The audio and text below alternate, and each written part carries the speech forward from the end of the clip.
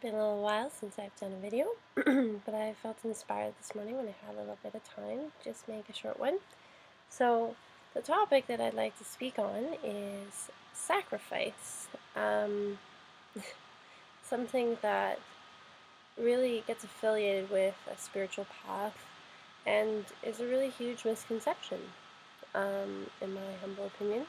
So I just wanted to touch on that and kind of explore some of the ideas of what that really means and what kind of basically social constructions we have put around the concept of sacrifice, and how it's really just a human construct, nothing that is demanded of us of spirit.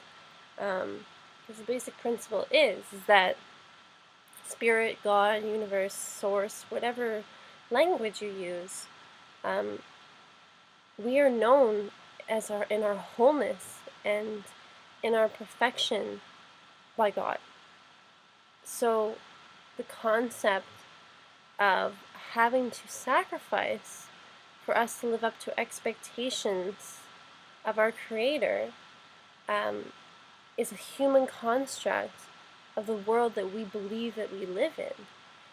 And it's sad because a lot of people don't allow themselves to experience a path of purpose and joy from a spiritual perspective. I mean, and I do this because, like, really, to me, being an awareness of your spirit is the most natural thing, is living. I mean, otherwise, you're telling yourself you're something that you're not. You know, a carpenter is not his tool. We are not these bodies, you know. So it's that we get so distracted with things, because this is a very distracting thing that we reside in and all these other bodies around us, right? So, but the beautiful thing is that we have a mind that we can choose to transcend our consciousness above and beyond this. So what I'm speaking about is how we get so caught up in our lives and our characters and who we think we want to be and we think makes us happy and all of this stuff. And then when we get the concept, oh, maybe I'd like to embrace more of a spiritual path in my life, there's this concept of sacrifice that comes up, that you're going to have to eat a certain way and act a certain way and do certain things and, you know, follow certain rituals and everything else. When we need to realize those are our projections onto spirit and God and religion and all of those things. We need to remember that our Creator only knows us as we were created. Why else, why else is God known as the source of infinite love? And yet it is us as humans that project limitations on that. When, if you really read religious texts, the message is always clear that God loves us no matter what, and forgiveness is already received, if that's what you believe in. But it's a matter of, like, letting yourself feel that and understanding that, therefore, any of these other concepts that we've created about having to sacrifice and all of this, those are our constructs. And we don't need to let them be limitations to us, to actually surrender into a meaningful path. Giving my life over to God has been the source of the greatest joy in my life, because it's the understanding that my Creator, who created me in their perfect likeness, and that's another little tweak there, is that we get caught up in thinking that likeness is these bodies. God looks nothing like these bodies. We are God in the sense that we are creators as well. And we have free will. So we choose to create a lot of crazy crap, and we also choose to create a lot of beautiful crap that's been guided. So what's important to know is that God's will is our will. And so that freaks out a lot of people. They're like, well, I don't want to give away my will of what I want and all of this. But it's like, more and more every day I'm understanding that God's will, which is perfect peace, perfect happiness, perfect awareness of your wholeness. That sounds pretty good. And when I give my life over to my divine self, right, my higher self, my Holy Spirit, that which is connected directly to God or Spirit, or again, whatever language you want to use, then I'm guided to do things that actually resonate to my soul, not just what character Rebecca thinks she wants, or character Rebecca would think that society would want of her, or what other people think of her from the past. You know, because we all experience people that are like, well, I know you. I know what you're about. You know, parents, all this other stuff, that they won't let you be in your present moment. And yeah, sometimes when you start listening to Spirit, you do some interesting things. But you're immensely happy. And when you're immensely happy, you have happiness to share. You have happiness to spare that you can spread and love and extend to the whole world. So this concept of sacrifice and how that comes in there, it's really become a very ridiculous concept to me, because it doesn't need to be part of the process at all. If anything, I feel like I've gained so much, and that's really what the Course teaches, is that you sacrifice nothing to receive everything. Everything. And the gratitude is just immense, immense. Because you're no longer living from projections of what you think you want, but you're actually receiving what you actually need and what you actually want from your deepest, most truthful soul. So, newer concepts for some, I'm sure. Here's little Sierra. Say hi.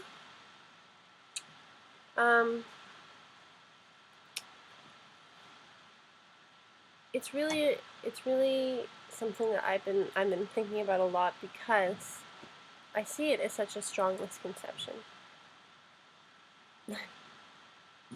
It can be such a barrier for people.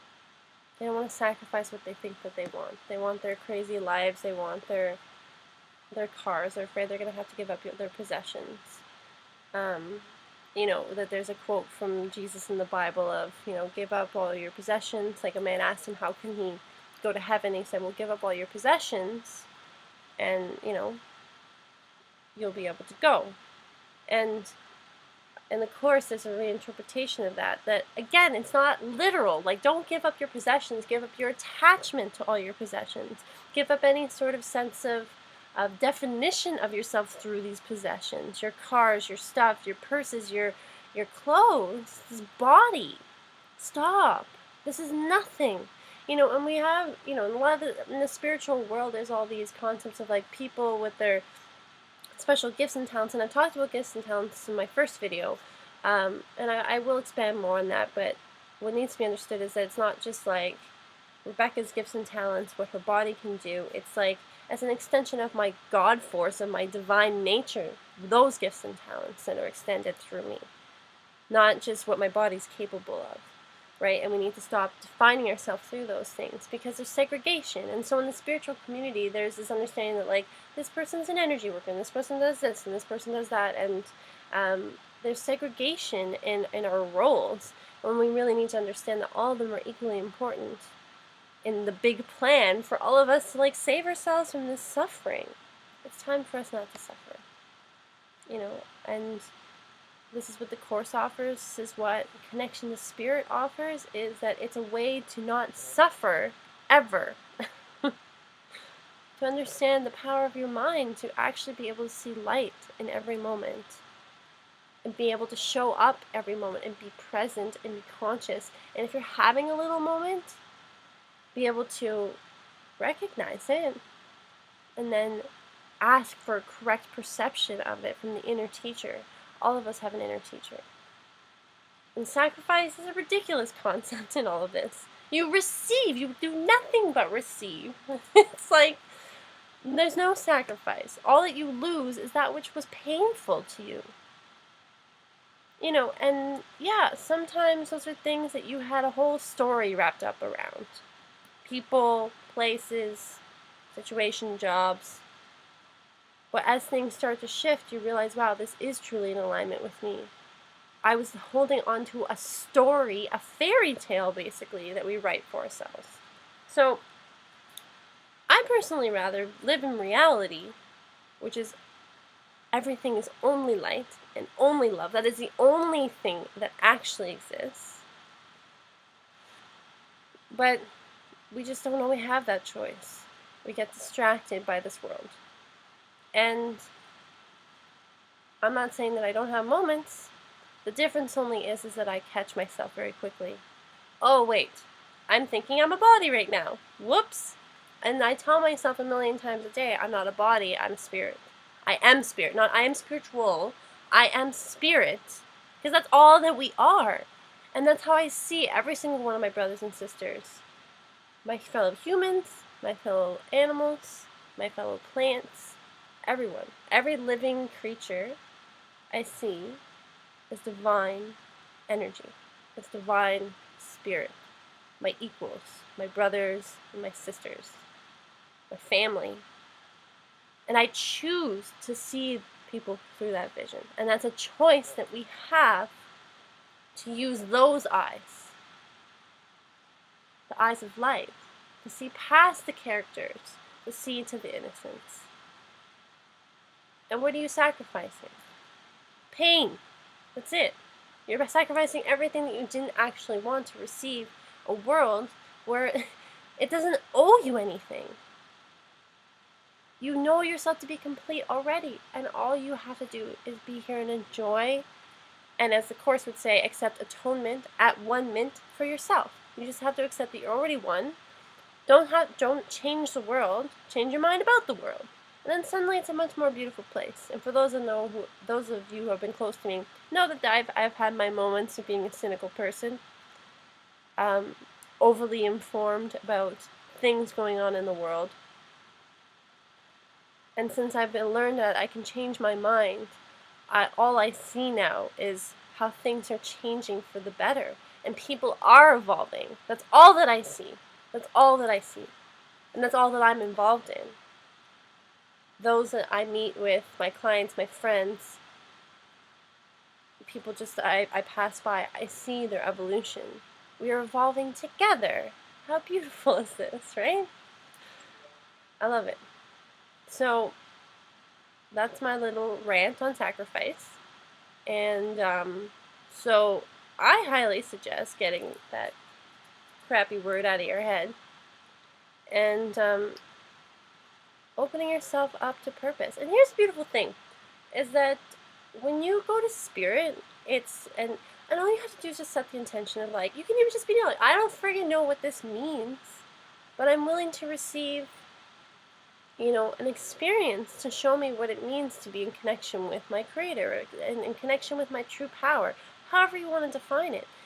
Just speak truly from the heart, because you only receive to the exact degree to which you are actually willing. You can't just, pretend, well, I'm willing to receive something, but I just really want you to show me something so I can believe. Well, no, that's not how it works. There's a part I was listening to last night from the Course saying,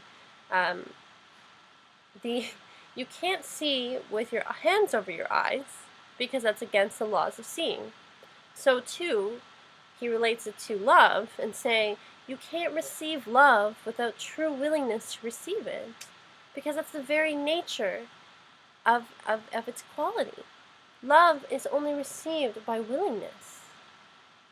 So if you're not willing, you're not going to receive, and you're not going to see it, because that's the very nature of love. Love is not imposing. And this is the other thing that people have about being spiritual, that you're going to, your life's going to get taken over. And it's like, no, you're going to be actually living your life actually from a place of purpose and complete and total presence. Because you have nothing to be reserved about anymore. You can be fully here and not afraid. So that you receive love's guidance. And that's the inner teacher within, whatever you want to call it. I call it Holy Spirit, but inner teacher, higher self, whatever you want to call it, that would only guide you to your highest good.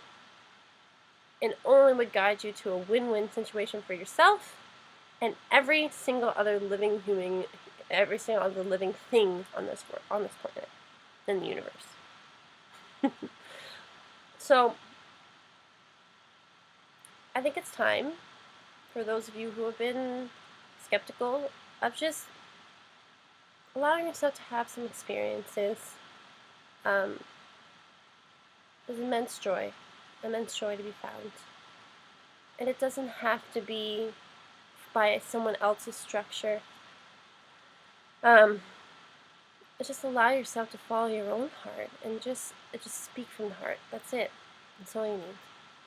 And just be truly willing to receive an experience, and you will. You will.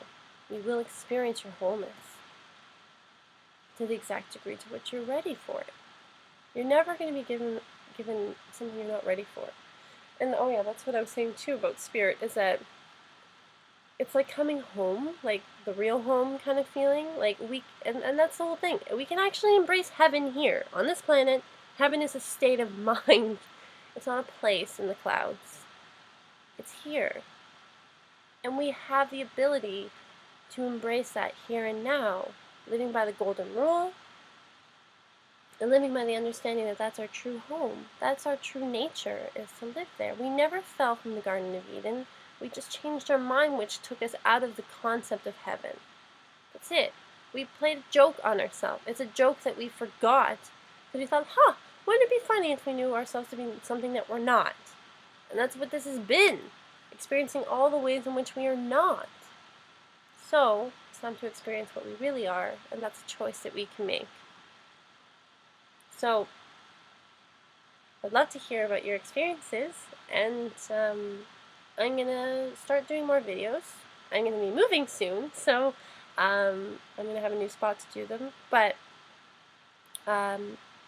just everything's exciting. And again, that too, it's just like my life is like catapulted because I let it all go. It wasn't Rebecca's story, what she thinks and what timeline she wants and everything else. It was like, okay, God, whatever you want from me.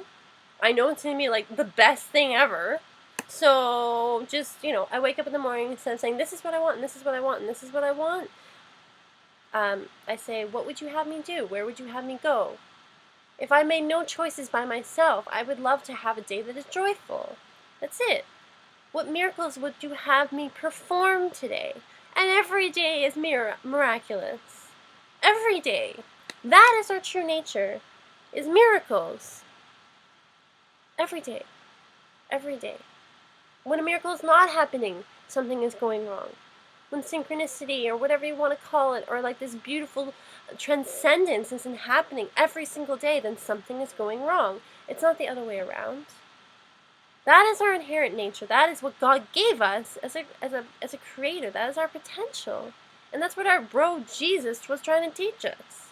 And all these other spiritual teachers that have true messages that resonate in our heart.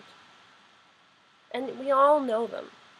But the problem is that we get caught up with human projections onto these people and their concepts, or human interpretations of these things. So, like, run it through your own heart, and maybe realize that some things have been a little contorted. There's nothing asked of you.